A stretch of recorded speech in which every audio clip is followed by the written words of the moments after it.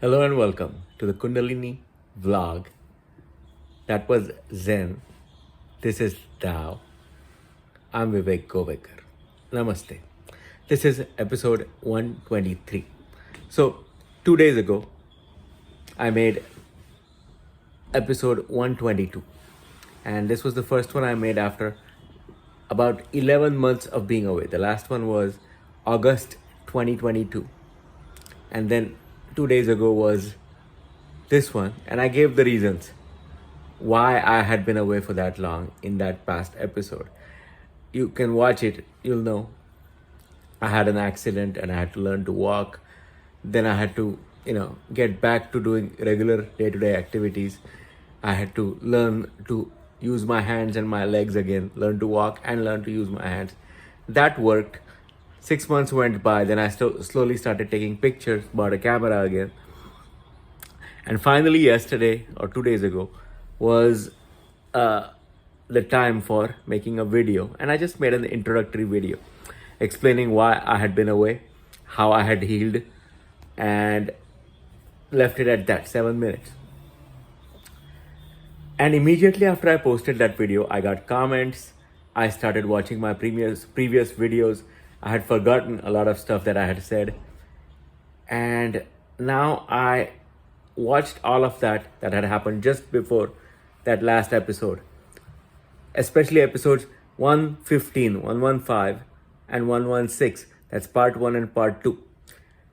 And I watched those again, and especially since almost 1 year has gone by since 2022 to now, July 2023, when I'm making the continuing episodes, I need to explain some of the changes that have happened.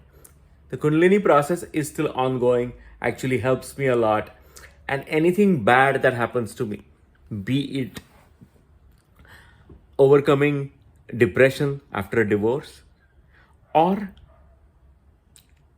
an accident like that, a car hitting me, I still get the best possible outcome because the Kundalini process is controlled by a very, very high level power, which is God, the universe, whatever, highest almighty power that you can imagine. It takes care of me, protects me in ways that we can't even understand. So whatever bad happens, you still get the best case outcome. Like from accidents that people die from, I survived, got brain surgery, recovered faster, learned to walk again, use my hands again, healed faster, and almost came back to normal. So whatever bad happens, it gets the best case outcome of the smallest 0.1% of survivors, or people who heal from things that are almost impossible to survive from. That has happened to me, and I'm very appreciative, grateful to God. Thank you, God, every day for this amazing protection. So it got me thinking about what I had talked about in episodes 115 and 116, which they were themselves based on episode 13 from my previous channel, where I had talked about black magic. And I expand on that in 115 and 116 based on expanded knowledge of people trying to do mischief and do bad things. Now, I will use this current episode 123, as an expanded explanation based on current knowledge, which expands on things said in 115 and 116. So what I'd like to say is, no matter how bad someone wants to hurt you or disturb your process and brings about bad things in your process, if you have had a Kundalini awakening and have been following the right rituals and assimilating that energy within you, you will be protected and still get the best case outcome. Whatever that bad situation might be, you will be that 0.1%. Wow, amazing that you survived, recovered so fast, and regained your abilities, as it happened to me. And then I'm like, thank you, wow. Of course, the Kundalini had a role to play in this. And I'm very fortunate. Thank you, God. So, one added thing I have learned now to expand on knowledge from 115 and 116, where I had told people methods. Look above their forehead and cut the connection from the aura, which all of that is true. That works. And you say cut, cut, cut, and get that person away from influencing you, not letting them have an effect on you through their actions or speech. And all that is very effective, but now I feel the need to do that less, because now I'm trying to reassimilate back into society, not like before when I was trying to get out of something that happened before, my previous relationship, etc., previous indoctrination, things that were in me that I had to remove, habits, patterns. So cutting away people was something I needed to do. But now I'm getting back into a healthy society by myself, not with an old relationship and other things going on which had to be removed. They went away. And new habits, patterns, staying in the moment, being focused on myself, and doing things that are conducive to having a healthy awakening. I'm doing those things now.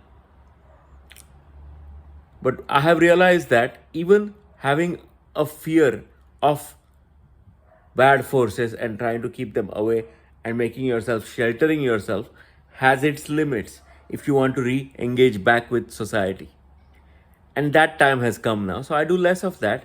And now I have the confidence after the last year, how I have spent it, that even if the worst thing happens, likelihood of me being protected and saved are higher because of the Kundalini awakening and forces that give me the power and bless me with their protection.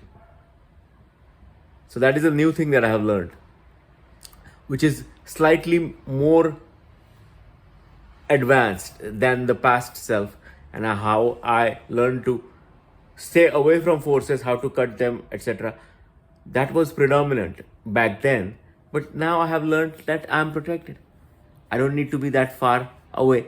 And what I wanted to remove, after effects of a failed marriage and divorce, and how I was being mentally harassed by thoughts and anxiety and depression, all that is gone by staying in the moment and being in the present and only focusing and concerning yourself with the present and doing the best with it, not occupying your mind with the past, letting go. Once you do it effectively, things become easy. Then you're not as concerned about evil forces, etc.